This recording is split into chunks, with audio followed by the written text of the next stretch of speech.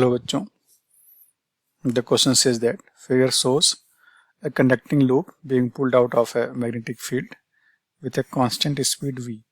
Which of the four plots shown in the figure may represent the power delivered by the pulling agent as a function of constant speed v?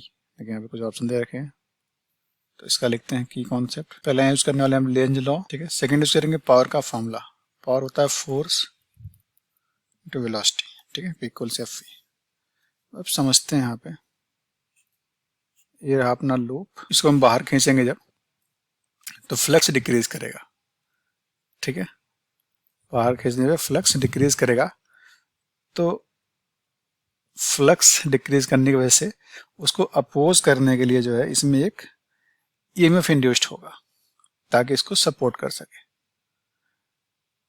तो देखिए जो magnetic field है perpendicularly into the plane है, तो जो induced EMF होगा कुछ इस तरह से इंड्यूस्ड हो जाएगा, कुछ इस तरह से, ठीक है, ताकि करंट इसमें क्लॉकवाइज फ्लो करे और इस फ्लक्स चेंज को अपोज करे। तो इस तरह से होगा, तो ये वाला हो गया इंड्यूस्ड ईएमएफ, इस तरह से इंड्यूस्ड हो गया। और जो करंट आएगा, इंड्यूस्ड करंट आएगा, अगर यहाँ पे बात करें, ई इंड्यूस्ड क्या हो जाएगा, सिंपली बी वी एल, और करंट जो आएगा इंड्यूस्ड, करंट इंड्यूस्ड क्या आएगा, E induced upon resistance R, तो आएगा ये B V L upon R, ठीक है। अब बात करते हैं मैग्नेटिक फोर्स कितना लगेगा, तो लिखते हैं magnetic force acting on the loop कितना आएगा, वही आई बी एल एफ इक्वल्स आता है आई बी एल, ये फोर्स होता है, तो आई करंट है इंड्यूस्ड, तो देखिए बी वी तो आएगा B square V times L square upon R, ठीक है।